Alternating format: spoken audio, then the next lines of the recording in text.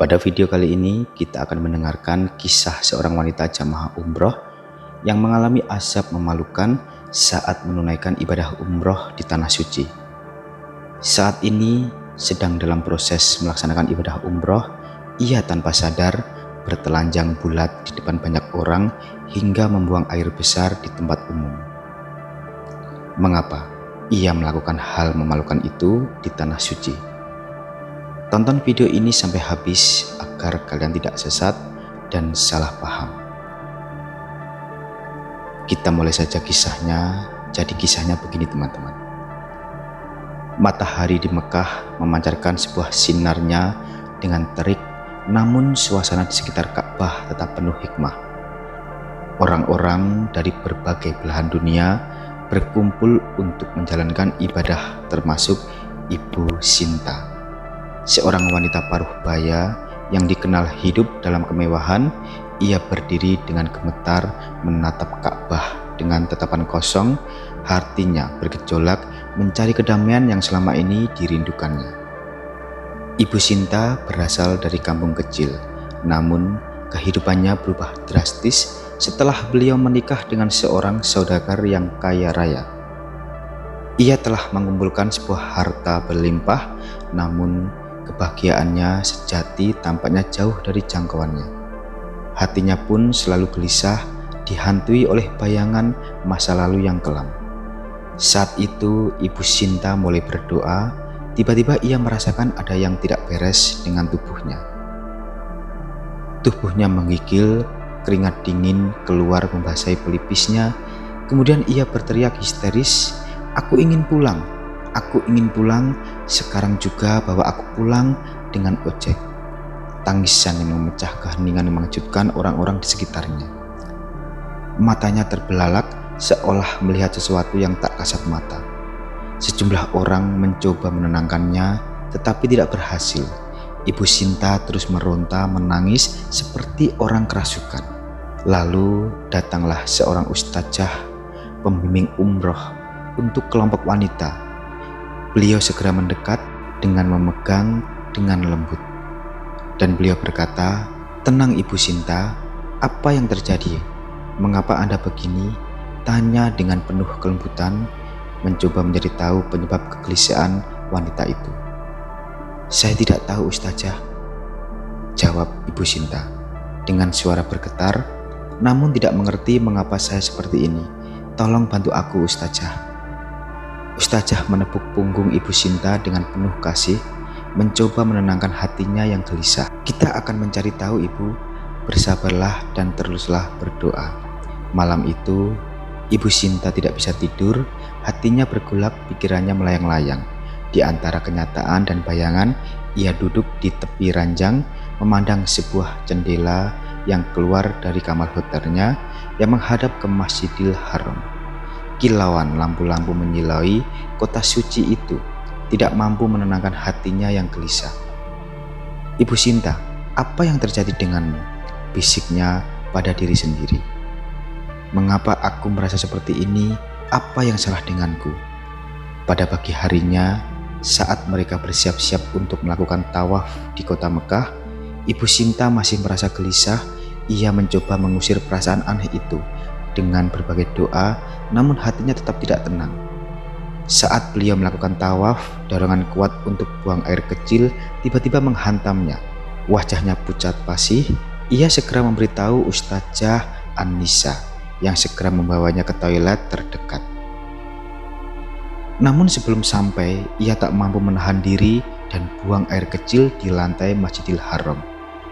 Rasa malu yang luar biasa menguasai dirinya, membuatnya menangis terisak-isak. Dan orang-orang di sekitar mereka memandangi dengan tatapan heran dan kasihan. Beberapa di antaranya berbisik-bisik mencoba memahami apa yang terjadi. Ustazah An-Nisa segera memanggil petugas kebersihan untuk membersihkan najis itu dan mengajak Ibu Sinta kembali ke hotel untuk mandi. "Saya merasa sangat malu Ustazah," tangisan Ibu Sinta saat mereka tiba di kamar hotel. "Mengapa saya terus melakukan hal-hal memalukan ini? Apa yang salah dengan saya?" Ustazah An-Nisa menatap Ibu Sinta dengan penuh iba. "Tenanglah Ibu Sinta, kita akan mencari tahu apa yang terjadi. Dan berdoalah kepada Allah, meminta ampunan dan petunjuknya. Dan pada malam itu, Ibu Sinta kembali gelisah. Ia tidak bisa tidur, pikirannya terus melayang-layang. Ia merasa ada sesuatu yang menekan jiwanya, membuatnya sulit bernapas. Bayangan masa lalunya muncul satu persatu, menghantui setiap sudut pikirannya. "Sinta, kamu harus kuat," bisiknya pada diri sendiri. "Kamu harus kuat, kamu harus menemukan jawabannya." Namun, cobaan tidak berhenti di situ. Di hari berikutnya, keanehan itu semakin menjadi-jadi. Pagi itu, Ibu Sinta tiba-tiba berlari di depan hotel dengan keadaan telanjang bulat. Tak hanya itu, ia juga membuang air besar tanpa mengenal tempat tinggal. Kotorannya pun tercecer di pekarangan hotel. Orang-orang terkejut dan mencoba memaksanya masuk. Tetapi Ibu Sinta melawan dengan kekuatan yang tak terduga. Wajahnya terlihat beringas, matanya liar seperti orang yang kehilangan akal. Lalu datanglah Ustazah Anissa yang kemudian menyiramnya dengan air dingin, berharap bisa menyadarkan Ibu Sinta. Berhenti meronta, namun tetapi tidak sepenuhnya sadar. Kali ini ia kembali ke kamar hotel. Di dalam kamar, Anissa bertanya kepada salah satu jamaah yang satu kampung dengan Ibu Sinta tentang latar belakangnya. Ibu Sinta dulunya seorang pembantu rumah tangga, seorang saudagar kaya di kampung kami. Cerita seorang wanita paruh baya yang dikenal sebagai Ibu Rahma. Dia menggunakan susuk agar saudagar itu mau menikahnya dan menceraikan istri sahnya. Rencana itu berhasil, tetapi setelah beberapa tahun sang suami menjadi kasar kepadanya. Ia memanggilnya dengan nama binatang, kadang memukulnya. Ibu Sinta berpikir mungkin susuknya tidak berhasil lagi, jadi beliau memakai susuk lagi kedua kalinya. Sang suami kembali menyayanginya sementara, tetapi akhirnya menjadi lebih parah lagi dan mereka pun bercerai. Namun susuk itu tidak pernah dilepas dari tubuhnya. Mendengar cerita itu, Ustazah Anissa terdiam sejak berpikir dalam-dalam. Mungkin susuk itu yang menyebabkan Ibu Sinta bertingkah seperti orang gila.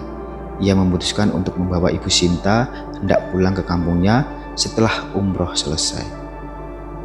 Setelah kembali di kampung, setelah mendengar cerita Ustazah tentang kondisi Ibu Sinta, keluarga Ibu Sinta segera memanggil seorang kiai untuk melepas sebuah susuknya di dalam tubuhnya Ibu Sinta tersebut. Proses itu berlangsung lama dan penuh perjuangan. Kiai itu membaca doa-doa dan ayat-ayat Al-Quran, dan beliau memohon bantuan kepada Allah Subhanahu wa Ta'ala. Ibu Sinta meronta-ronta, menjerit kesakitan, tetapi kiai itu tidak berhenti. Dengan sabar dan tekun, ia terus melakukan doa-doa hingga akhirnya susuk berhasil dilepas dan Ibu Sinta tersadar dari kerasukan gilanya. Dengan air mata berlinang, ia memeluk ibunya yang sudah sangat begitu tua. "Maafkan aku, Ibu. Maafkan Sinta, Ibu. Maafkan semua kesalahanku," tangis Ibu Sinta.